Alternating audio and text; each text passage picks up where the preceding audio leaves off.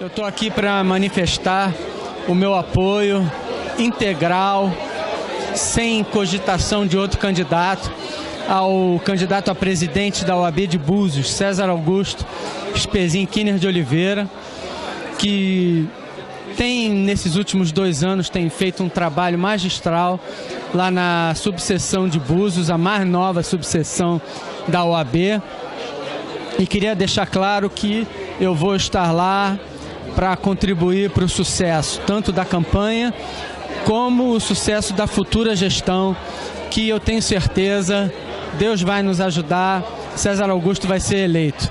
Conto com a ajuda de todos vocês e estamos à disposição para quaisquer esclarecimentos, para que os advogados possam tirar qualquer dúvida conosco. Votem em César Augusto nas próximas eleições da OAB. Muito obrigado.